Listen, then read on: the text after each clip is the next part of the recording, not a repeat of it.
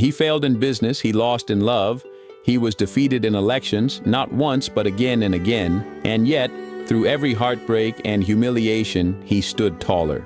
This is the story of Abraham Lincoln, the man who rose from the dirt of failure to become the voice of freedom for millions.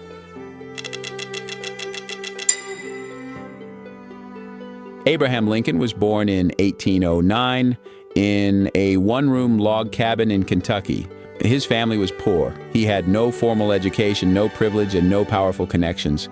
His mother died when he was just 9 years old, and young Abraham often borrowed books, reading by candlelight after long days of farm work. He once said, "My best friend is a person who will give me a book I have not read." Those words reflected his hunger, not for food, but for knowledge, because Lincoln understood something few do: poverty is not a prison if your mind remains free.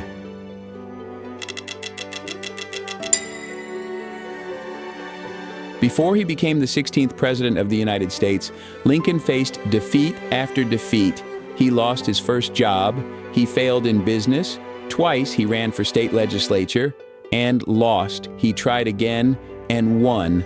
Then he lost a seat in Congress, lost bids for Senate, lost a nomination for Vice President. By any measure, Lincoln's career was a series of heartbreaks. But what made him extraordinary wasn't his victories. It was his ability to stand back up every single time. He once said, "I am a slow walker, but I never walk back." That line defined his life.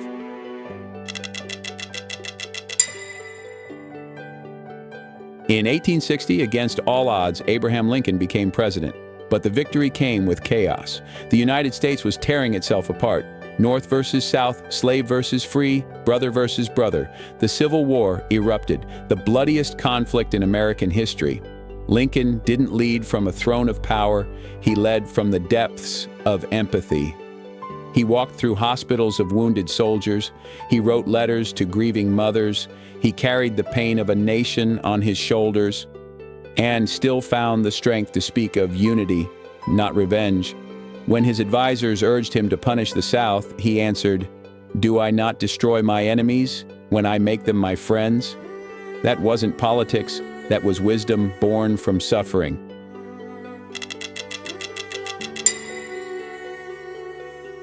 In 1863, in the middle of war and doubt, Lincoln signed the Emancipation Proclamation, declaring that all enslaved people in the Confederate States shall be free.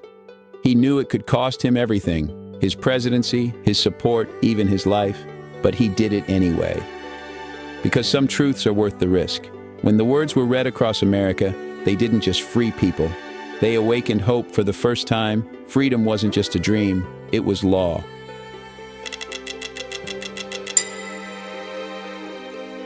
By 1865, the war was ending.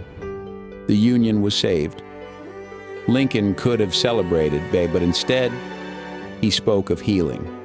In his second inaugural address, he said, "With malice toward none, with charity for all, let us strive to bind up the nation's wounds." He never got to see that healing.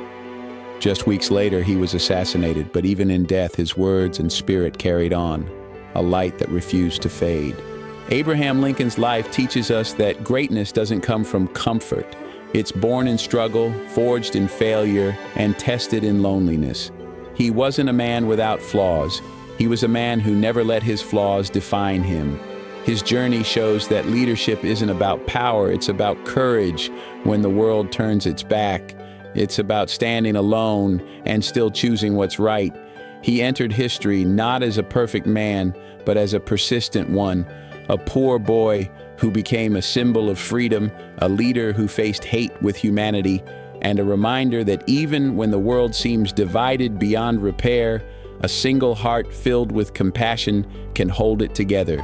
Abraham Lincoln didn't just save a nation, he redefined what it means to lead with empathy, endurance, and unbreakable faith in the human spirit.